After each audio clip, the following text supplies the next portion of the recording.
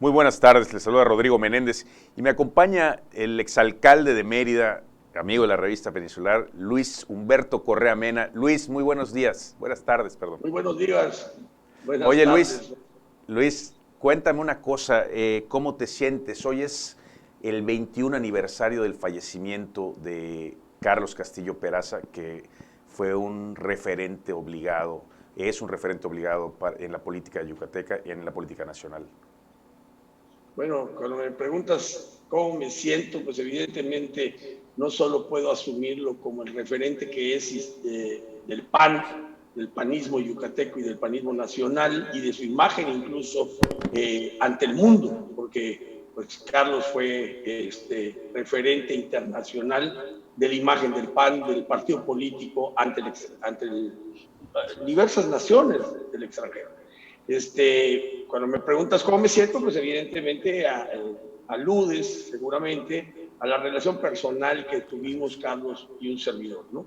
Yo he descrito en años anteriores, en fechas de su aniversario, que Carlos fue un poco de todas las facetas en su relación conmigo. De alguna manera, en primer lugar, pues fue mi maestro.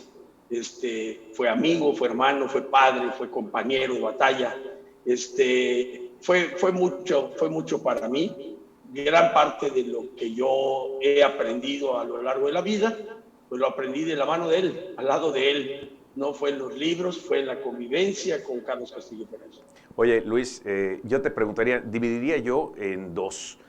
¿Quién es Castillo Peraza el político y quién es Castillo Peraza el amigo? ¿No? Me iría primero por el tema político.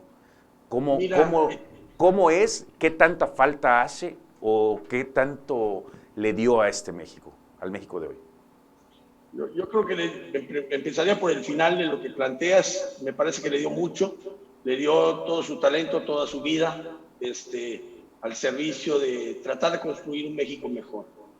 ¿Quién era en la política? Pues hay sitios comunes para definirlo, el gran ideólogo, el último ideólogo del Partido de Acción Nacional, pero a mí me parece que ubicarse solo en eso es perder de vista otras cualidades que él tenía.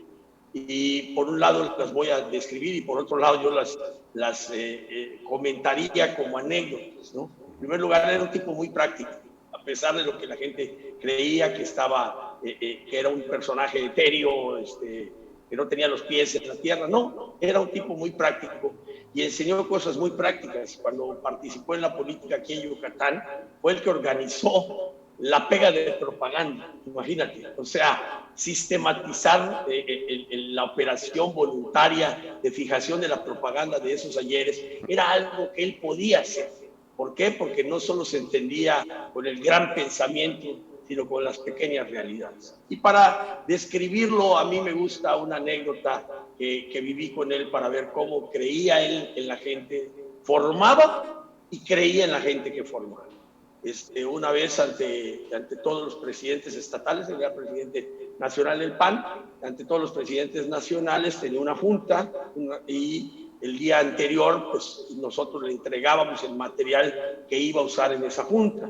Era un grupo de gente mucho menor que él, que trabajábamos a su alrededor en distintas secretarías o en distintas encomiendas que él nos había hecho. Preparamos el material, la tarde anterior llegó a las oficinas del Comité Ejecutivo Nacional, nos preguntó si teníamos listo todo, nos pidió que le permitieran un momento subir a su oficina, bajó, se sentó como si fuera un alumno y en rotafolio, pizarrones blancos y carpetas le mostramos todo el material que al día siguiente debía usar en su reunión con presidentes estatales. Bueno, pues al día siguiente él se sentó frente a todos los presidentes estatales, fue desarrollando toda la reunión nacional que tenía como responsable él y al final fue, la verdad, un aplauso de todos los participantes, muy cerrado, muy reconocido, o sea, un aplauso que reconocía la calidad de todo el contenido de la Junta, ante lo cual, en lugar de vanagloriarse, Carlos Castillo Peraza dijo lo siguiente. Le preguntó a los presidentes estatales que si les había gustado lo que habían oído en esa junta. Los presidentes, entre extrañados sorprendidos, dijeron que por supuesto que sí. A lo que Carlos Castillo Peraza contestó, bueno, pues todo lo que oyeron ustedes hoy lo hicieron estos muchachos que están detrás. Nos señaló a todos el equipo que colaboraba con él y dijo, hay que creer en los jóvenes. Ese era Carlos Castillo Peraza, alguien que mostraba la luz y creía en a quien había enseñado. Le daba el espacio, abría el camino para los que venían detrás. Él no quería ni llegar primero ni llegar solo. Ese era Carlos, en política. Oye Luis, este político que me estás describiendo no es el que vimos muchas veces digamos, en los medios, no es el que se veía, sino que en los medios, que él conocía perfectamente bien porque fue periodista, se veía algo un poco más, se veía más como el ideólogo, más que como que el alumno que estaba escuchando a los alumnos, vale la redundancia, ¿no? La gente que le encargaba algo confiaba en él, más que ponerse en el papel de alumno. Él sabía que alguien que confiaba algo iba a llevar la tarea a buen término. Definitivamente, por eso describo a la persona que conocí en el ejercicio de la política, en el ejercicio del liderazgo político, que pocas personas tuvimos la oportunidad de ver. Los que desde fuera lo veían, pues veían al docto, al preparado, al que hasta sin quererlo estaban impartiendo cátedra, al radical creyente en una serie de principios, defensor, pero también quienes conocieron otras facetas saben que era un tremendo negociador, que gustaba de tender puentes con los diferentes, que entendía la política como el acuerdo posible entre los diferentes, no en la uniformidad, y construía esa realidad a partir de las diferencias. Hombre, ¿cuánto no trabajó después de la elección que llevó a Carlos Salinas de Gortari a la presidencia de la República, en tratar de darle una viabilidad en la circunstancia que se había dado después de esa elección, darle una viabilidad a la política, ¿no? Era alguien que gustaba de razonar y de construir racionalmente instrumentos que superaran las diferencias. Lo mismo en este momento que digo de Carlos Castillo con Salinas de Gortari, la entrada de Salinas de Gortari, el famoso llamado a la legitimidad en el ejercicio del poder, ¿no? Y por otro lado, cuando Maquio entra al partido, él defiende la participación de Maquio en el PAN con la famosa teoría de las enzimas, que es decir, es una cuestión biológica. Él explicaba que el reto lo teníamos nosotros, que debíamos ser capaces como institución de procesar a un personaje como el Maquio. Entonces hace la teoría de las enzimas famosas. Entonces esas dos circunstancias muestran un político que era firme en sus convicciones sí, pero también entendía que entre diferentes pues había que construir cómo entenderse. Oye Luis, él fue legislador, fue candidato varias veces, fue varias cosas, pero se le reconoce más como dirigente partidista en el ámbito político. ¿Por qué se daría esa circunstancia? Mira, yo creo que su pensamiento, su claridad de pensamiento, su habilidad o entendimiento de la organización de la política, de cómo hacer la política, una política total, no solo centrada hacia el interior, sino al exterior del partido, lo ubican claramente como un líder político, ¿no? Era alguien que sabía emocionar por las cosas, emocionarse de las cosas por lograr, era un animador porque tocaba las fibras sensibles del ser humano respecto de los objetivos. Entonces, con solo decir eso, pues era evidente que era un líder y se le ubica como un líder, un dirigente político. Creo que su mayor expresión de eso su mayor expresión como participante de la política fue haciendo eso, siendo un dirigente político, aunque pues algunos creen o piensan que algunas formas que él tenía pues demeritaron en buena medida su trabajo. No solo no lo demeritaron, sino pues, había la convicción en el PAN, cuando fue presidente nacional, de que debía quedarse a continuar la tarea otros 3 años, cosa que decidió no hacer. Oye, Luis, yo ubico a Castillo Peraza como un profundo amante de México, pero un hombre de mundo. Es decir, era un trotamundos, pero que adoraba a su país. ¿Era así? ¿Es correcto? Definitivamente coincido con lo que tú dices. Bueno, en primer lugar, él abrevó, él aprendió de la cultura universal. O sea, él no se educó solo con lo que tenía a mano en el pueblo, sino fue en busca del razonamiento histórico mundial. O sea, él leyó todo cuanto cayó en sus manos y buscó que más cosas cayeran en sus manos, ¿no? Él siempre, hasta los últimos momentos, intentaba seguir aprendiendo, seguir pues, obteniendo nuevos elementos de raciocinio. Yo incluso platicaba con él de ese tema y le decía, Carlos, si tú te dedicaras en este momento de la vida, me acuerdo en un momento específico, en 1986, cuando Luis H. Álvarez, 86, 80, no, un poquito más tal vez, 87, Carlos, Luis H. Álvarez lo estaba invitando a irse a México con él a la dirigencia nacional del partido. Yo le decía, Carlos, si solo te dedicaras en este momento a lo que te queda de vida, a enseñar lo que ya sabes, le faltarían años a tu vida, ¿no? Y él, en lugar de dedicarse a solo dar lo que ya tenía en sus alforjas, se dedicaba a seguir llenando las alforjas, seguía razonando, seguía buscando cosas que sustentaran las cosas que hacía, revisar sus decisiones, revisar sus convicciones incluso, y obviamente esa enseñanza aprendida con los años también hizo variar algunas convicciones que él tenía. Recuerdo que a los principios de su militancia partidista, él creía que el PAN debiera ser un partido católico, por ejemplo, ¿no? Había una tendencia muy clara de él que el PAN debiera ser un partido católico. Él venía de las juventudes cristianas, de las juventudes católicas de México, y entonces él pensaba que él primero como católico derivó en la política. Y entonces pensaba que la política debía ser religiosa, de alguna manera, ¿no? Y con el tiempo su pensamiento fue modificándose, fue enriqueciéndose de otros pensamientos, de otros pensadores del mundo, y se dio cuenta que eso no funcionaba. Decía que por supuesto que no podía ser que ¿cómo se llama?, que la cuestión política se rigiera por dogmas y que obligara de alguna manera a una serie de respetos, acciones, etcétera, etcétera, porque no es lo mismo política y religión. Entonces, él cambió eso. Entonces, lo que te digo con esto es, en la práctica, él todo el tiempo vivió con ganas de aprender, con procesos de aprendizaje, hasta el último día de su vida. Como si sus alforjas estuvieran vacías, seguía teniendo avidez de conocimiento y experiencias nuevas.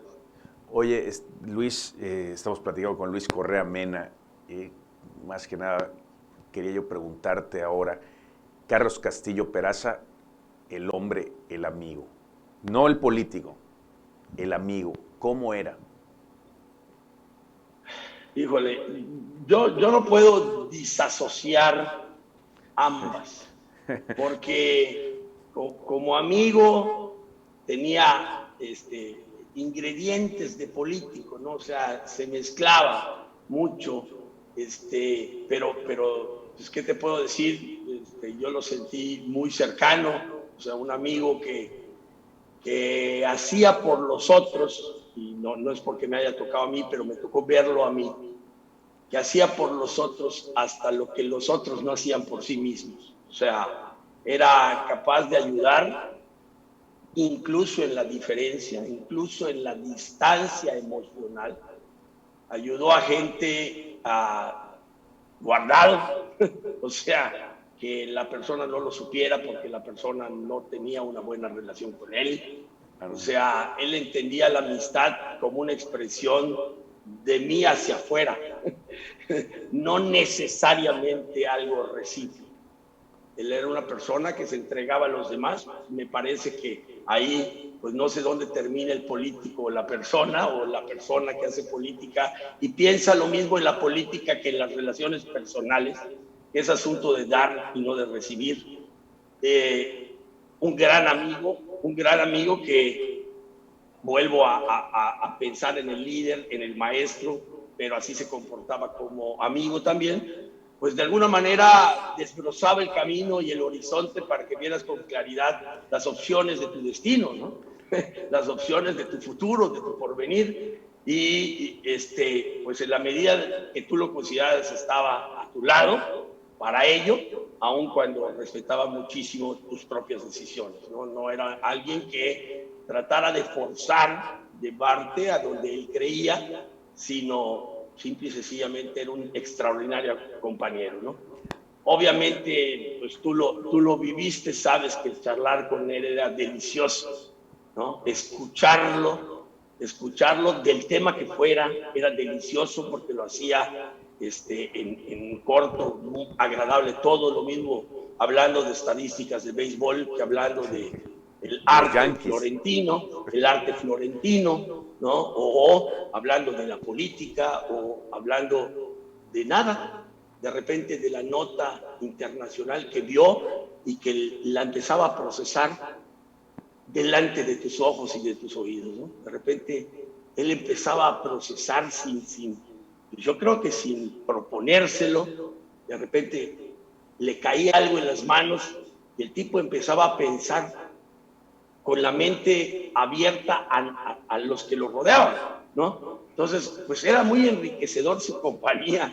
Yo siempre le decía en privado y él, pues no sé por qué lo presumía en público, que yo le decía que yo no necesitaba leer porque lo tenía él, ¿no? O sea, ¿para qué necesitaba libros si yo tenía quien sabía muchísimo más que todos los libros que yo fuera capaz de leer a mi lado contándomelo, ¿no? Entonces, bueno, fue una amistad muy enriquecedora y con esto me gustaría, si me permites, regresar a una frase que tú planteaste al principio del programa, de la entrevista, o de la plática que estamos teniendo, que tú decías, hace falta.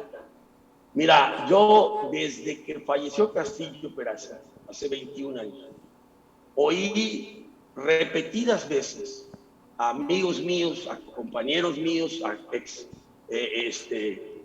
compañeros de partido, decir qué falta hace, ¿no? Y yo lo oía y yo me revelaba a esos homenajes que hacían en honor de Carlos por el PAN, porque decía que muchas veces las palabras trataban de cubrir lo que la falta de convicciones demostraba, o la falta de adhesión, etcétera, etcétera, a los conceptos o a la forma de vivir la política de Castillo Peraza. Entonces yo a la expresión de qué falta hace, yo siempre he dicho, ¿qué falta hace quién? ¿Qué? ¿De qué estamos hablando? Si hablamos de la ausencia de la persona y la tristeza que eso pues, produce, hombre, lo firmo, pero de mil amores.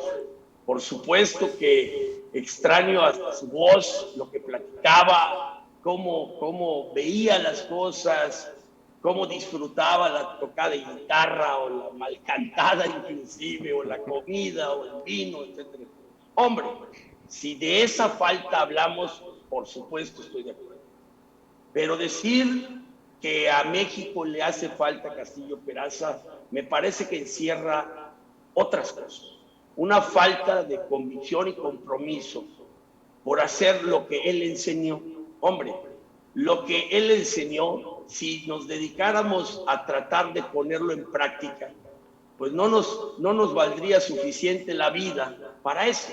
Ahí está todo documentado, lo que decía, cuando lo decía, ante qué circunstancias lo decía. Lo podemos traer 20,000 veces al día si queremos.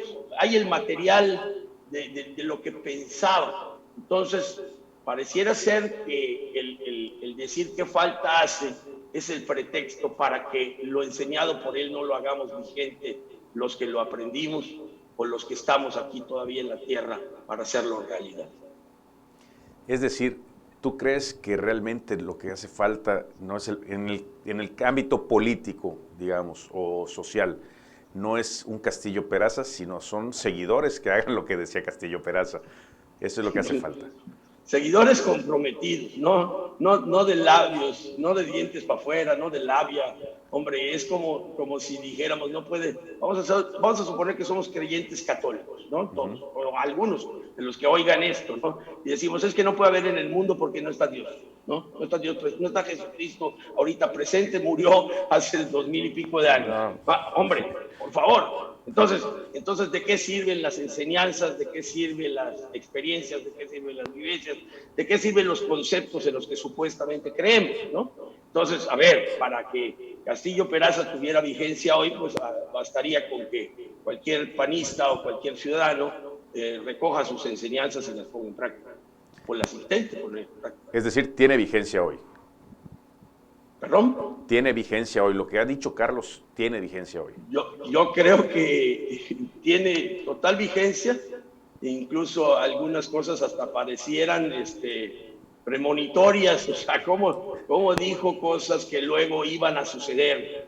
Tal vez la diferencia es que él veía que ya estaba sucediendo, no iba a suceder, estaba sucediendo, y los demás éramos incapaces de notar esos elementos en la realidad que ya vivimos. Entonces resulta que hoy pasan cosas en el partido, en el país, que pues están habladas por Castillo Peraza, y no porque haya predicho el futuro, sino porque también la realidad se empeña en repetirse. Oye, Luis, te agradezco muchísimo. Nada más un último comentario.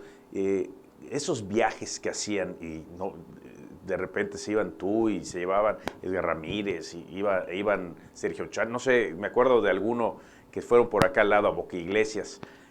Durante el trayecto o durante la estadía, precisamente era ir a escucharlo.